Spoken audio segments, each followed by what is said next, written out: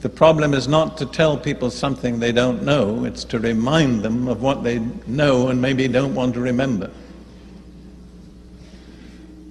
First of all, individual lives can be shaken.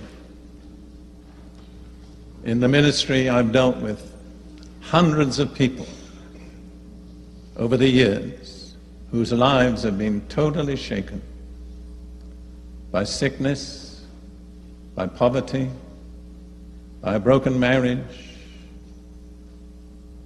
in various ways. People who say, I give up, I can't go any further, nothing helps, nothing works, I might as well be dead. There were people whose lives were not built on the teaching of Jesus. It doesn't mean that if we build on the teaching of Jesus, we'll have no problems, but we'll have the strength to withstand the problems. And then Jesus said in Matthew 12, verse 25, every house or household that is divided against itself cannot stand.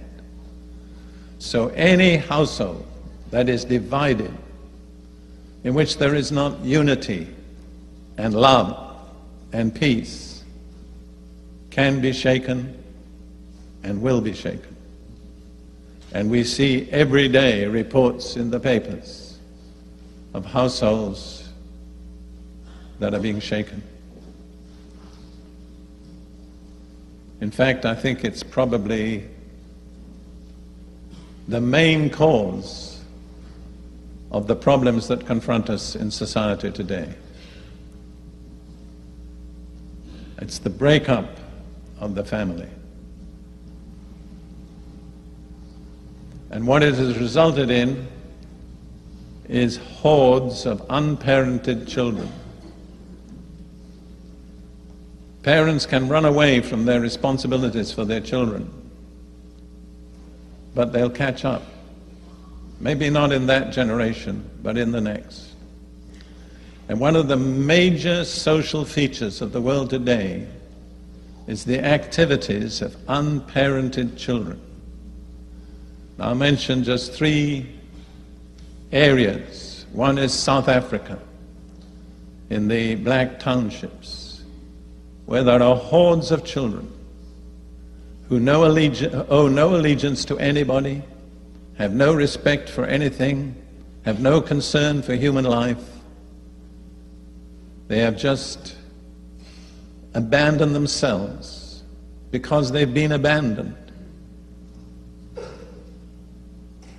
I've said many times there's no such thing as a juvenile delinquent.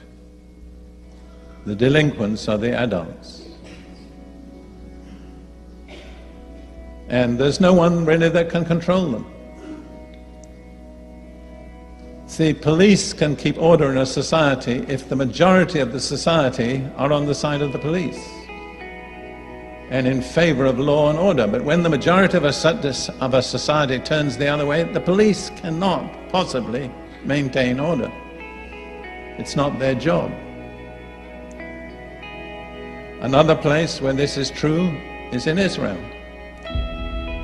amongst the younger Arabs growing up, as a result of the so-called Intifada. Now, I'm familiar with the Arab culture. I lived amongst it. And normally, the young have great respect for the old, and children have great respect for their parents. But the Intifada has broken all that down. And now society is being taken over by teenagers who have no loyalty, no commitment, no respect, whatever. And in a sense, their society is no longer manageable. Then a third place, which is an example of that, is Los Angeles. Again, the root problem is children who've grown up without the love, the discipline, and the care of parents. And there is no social answer to this problem. I personally believe it will multiply and increase. I can believe that here in Britain there will be whole areas which will be taken over by young rebels, and the police will simply stay clear of those areas. In fact, there are some areas in the country now. But we need to come to the root of the problem, which is the parents who failed to train their children.